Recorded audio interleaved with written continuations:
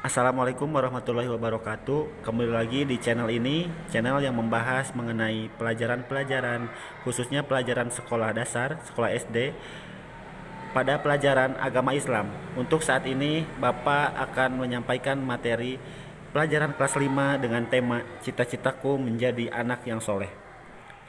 Sebelumnya, mari kita berdoa terlebih dahulu. Mudah-mudahan apa yang Bapak sampaikan bisa bermanfaat untuk kita semua.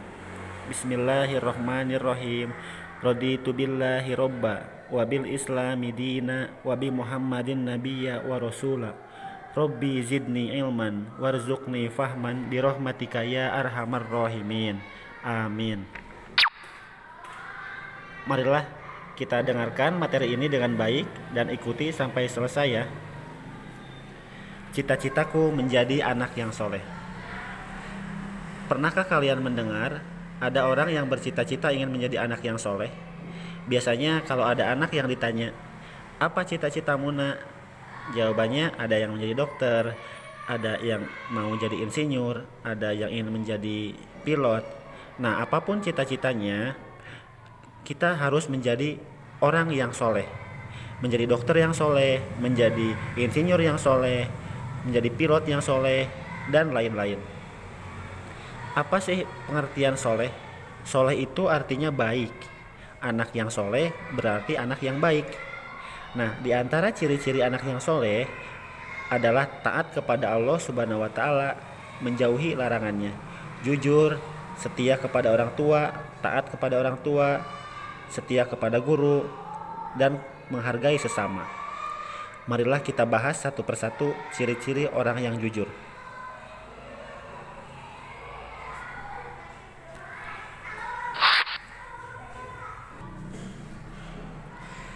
Ciri orang soleh yang pertama yaitu jujur. Jujur itu apa sih? Jujur adalah sesuatu atau suatu sikap yang lurus hati, menyatakan yang sebenar-benarnya, tidak berbohong atau berkata hal-hal yang menyalahi apa yang terjadi. Jujur bisa diartikan tidak curang, melakukan sesuatu sesuai dengan aturan yang berlaku, dan lain sebagainya. Jujur juga bisa bermakna kesesuaian antara niat dengan ucapan dan perbuatan seseorang. Jujur yang pertama, jujur kepada Allah. Jujur kepada Allah itu ciri-cirinya selalu menaati perintah Allah dimanapun dan kapanpun berada. Melaksanakan sholat, menunaikan zakat, dan meninggalkan hal-hal yang dilarang oleh Allah. Yang kedua, jujur kepada diri sendiri. Seperti di gambar bisa kalian lihat, jujur kepada diri sendiri, contohnya kalian mengerjakan ulangan dengan sepenuh hati tanpa melihat contekan orang lain, tanpa melihat hasil kerja orang lain, dan jujur kepada diri sendiri dan percaya akan kemampuan sendiri. Nah, yang ketiga, jujur kepada sesama. Nah, seperti bisa kalian lihat, jujur kepada sesama ini, itu ada anak kecil yang mengembalikan uang kembalian kepada orang tuanya. Anak kecil ini disuruh oleh orang tuanya untuk membelikan sesuatu, dan uang kembaliannya langsung dikembalikan kepada mamanya atau kepada ibunya itu. Atau contoh yang kedua, misalnya seorang siswa berjanji kepada ibu guru atau bapak guru akan menyerahkan PR-nya pada hari dan tanggal tertentu. Bila siswa tersebut memenuhi janjinya, maka guru pun akan senang hati dan memberikan pujian. Nah, itu jujur kepada sesama. Manfaat sikap jujur jelas banyak. Yang pertama, dicintai oleh Allah. Karena jujur itu akan membawa kebaikan, dan kebaikan itu akan membawa kepada surga. Yang kedua, dipercaya oleh orang lain. Yang ketiga, disenangi oleh orang lain, disenangi oleh teman, semakin banyak teman. Yang keempat, tentram dan bahagia. Yang kelima, selamat dari bahaya. Nah, ciri orang soleh yang kedua yaitu hormat dan patuh kepada orang tua dan guru. Hormat dan patuh kepada orang tua, diantaranya jika berbicara dengan orang tua harus menggunakan bahasa yang lemah lembut, bahasa yang sopan.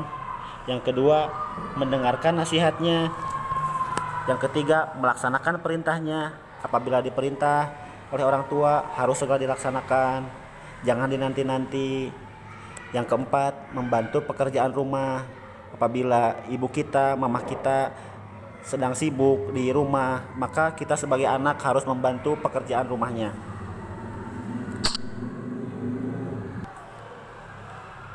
Selanjutnya yaitu hormat dan patuh kepada guru.